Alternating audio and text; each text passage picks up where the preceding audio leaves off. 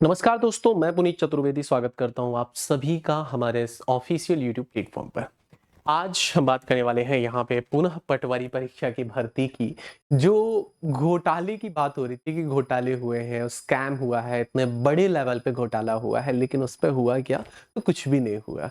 Clean chit मिल गई और finally अगर हम यहाँ पे देखते हैं तो उन लोगों को बुलवाया जा रहा है कि आप आइए और इतने दिन के अंदर अपना डीवी कराइए, इट मींस डॉक्यूमेंट वेरिफिकेशन कराइए और इसके बाद में अपनी ज्वाइनिंग लीजिए।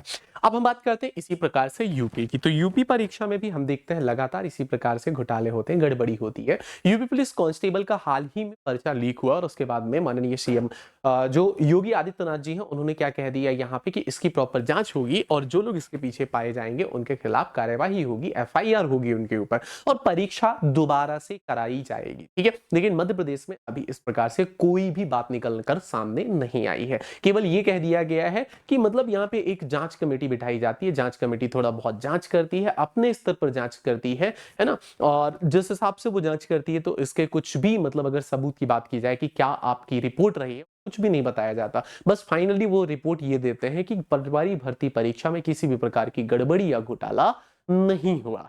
ठीक है, और आज की अपडेट की अगर मैं बात करूं तो यहाँ पे फिर से एक नई न्यूज निकल के सामने आ रही है कि पटवारी भर्ती संविदा कर्मियों की मेरिट लिस्ट में 45% मतलब जो संविदा कर्मियों के लिए वैकेंसी आई अलग से उसमें है ना, ग्रुप 2 सब ग्रुप 4 के अंदर वहीं पर 45% से ज्यादा जो स्टूडेंट है, कैंडिडेट्स हैं, वो सभी क्या है, अयोग्य हैं। ठीक है, 45% से ज्यादा अयोग्य हैं। क्यों? क्योंकि उन्होंने क्या किया है, 21 से 26 की उम्र में है मात्र वो, और उन्होंने क्या कहा कि हमने स्नातक भी कर लिया है और 5 साल का हमारे पास में अनुभव भी है। ठीक है, तो ये पॉसिबल तो है ही नहीं, क्योंकि 18 साल के बाद तो आपको नौकरी लगेगी, है ना। तो 8 5 13 23 साल तो तब होगा जाके। तो फिर आप कैसे यहाँ पे कह सकते हैं कि 5 साल का अनुभव है, या कुछ चीजें और हैं।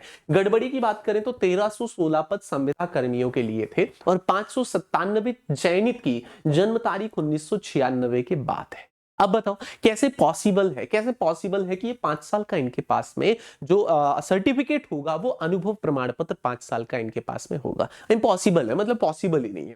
कैसे हुई? मंडल ने सिर्फ पूछा कि संविदा पर काम किया है, अभ्यर्थी के कागज नहीं देखे। जब फॉर्म फिल कराया था उस समय केवल यह पूछा जा रहा था कि क्या आपके पास में अनुभव है इतने वर्षों के काम का अथवा नहीं है। बाकी वहां पे किसी भी प्रकार के डॉक्यूमेंट की बात नहीं की गई थी। ठीक है, आगे क्या, 2 राउंड की ही काउंसलिंग, अगर इसके राउंड नहीं बढ़े तो खाली रह जाएंगे पद। मतलब काउंसलिंग की भी बात करें, ग्रुप 2 सब ग्रुप 4 के 2 राउंड की ही काउंसलिंग होगी। अगर 2 राउंड से ज्यादा काउंसलिंग नहीं हुई तो पटवारी की पोस्ट खाली रह जाएगी। मतलब अगर हम बात करें, बहुत सारे लोग तो वैसे भी डर गए हैं जिन्होंने गलत तरीके से फर्जी दिव्यांगता प्रमाण पत्र बनवाए थे, तो वो लोग क्या करेंगे, मतलब डॉक्यूमेंट वेरिफिकेशन कराने नहीं जाएंगे। तो अब बचेंगे योग्य छात्र। तो जो योग्य छात्र जो वेटिंग में रहे होंगे वो आगे बढ़ते चले जाएंगे, है ना, वो आगे बढ़ते चले जाएंगे और उनको पोस्ट मिलेगी। ठीक है, लेकिन जिन लोगों ने सच में घोटाले किए हैं और जो बिल्कुल सही साबित हो गए हैं, 15 लाख देने वाले, तो उनको तो नौकरी मिल जाएगी। ठीक है, अब कुछ बचेंगे दिव्यांगता वाले जिन्होंने दिव्यांगता के तरीकों को अपनाया था। तो चूंकि डीवी थोड़ा सा कड़े तरीके से होगा, मतलब जो डॉक्यूमेंट वेरिफिकेशन होगा वो थोड़ा कड़ाई से होगा, और उसी में अगर देखा जाए तो उनके फंसने की संभावना ज्यादा है ना, उसमें उनके फंसने की संभावना ज्यादा है। तो इसलिए वो डॉक्यूमेंट वेरिफिकेशन कराने नहीं जाएंगे, क्योंकि अगर ऐसा कई बार देखा गया है कि जब डॉक्यूमेंट वेरिफिकेशन कराने जाते हैं तब कई बार लोग पकड़े जाते हैं, है ना। तो ये पूरी अगर हम बात करते हैं स्नातक की डिग्री और संविदा, जो संविदा पर 5 साल का अनुभव जरूरी है, तो पहले तो ग्रेजुएशन होना चाहिए, फिर उसके बाद में आपके पास में 5 वर्षों का जो अनुभव है, अनुभव प्रमाण पत्र, वो भी होना। संविदा कर्मचारी बोले जो अभ्यर्थी सही, उनका अधिकार मारा जा रहा है। संविदा कर्मचारियों का कहना है कि जो अभ्यर्थी सही है उनका अधिकार भी मारा जा रहा है। ये गलत तरीके से लोग यहाँ पे फॉर्म फिल करते हैं, अच्छे नंबर लेके आ जाते हैं, फिर बाद में जब इनके पास में प्रॉपर डॉक्यूमेंट नहीं होते हैं तो फिर ये क्या होता है कि इनकी पोस्ट तो हट गई, पर जो बाकी लोगों ने ठीक ठाक नंबर लाए थे तो वो तो पहले से लाइन में ही नहीं लग रहे, तो इस प्रकार से वो पोस्ट खाली खाली चली जाती है। तो इसलिए फॉर्म भरते टाइम पे ऐसा होना चाहिए कि पहले से ही यहाँ पे सर्टिफिकेट या कोई नंबर अलॉट, जिसके बल पे ही ये वाले फॉर्म फिल कराए जाएंगे। जैसे अगर कहा गया कि 1316 पद पर संविदा कर्मी रहेंगे, है ना, तो उनके लिए अलग से कोई व्यवस्था होनी चाहिए, अलग से कोई नंबर उनका पड़ना चाहिए कि ये अनुभव प्रमाण पत्र है और इसका ये नंबर है और ये सर्टिफिकेट हमने यहाँ पर लगा दिया, तभी ये फॉर्म फिल हो पाएगा, अदरवाइज नहीं होगा। खैर फिलहाल हमारा राज्य तो ऐसा नहीं है कि घोटाले की सही तरीके से जांच करे, या कि फिर अगर इस प्रकार से घोटाला हुआ है तो भर्ती को निरस्त किया जाए, या कि फिर उसमें एक प्रॉपर जो रिपोर्ट बनाई गई है उस रिपोर्ट के साक्ष्य सबके सामने रखे जाएं कि किस आधार पर आपने रिपोर्ट बनाई है। खैर यूपी इस मामले में बड़ा अच्छा निकला और यूपी ने हाल ही में, देखिए आप यूपी पुलिस कांस्टेबल की परीक्षा होती है और जैसे ही घोटाले की बात निकल के सामने आती है तुरंत वहां पे उनको भर्ती परीक्षा को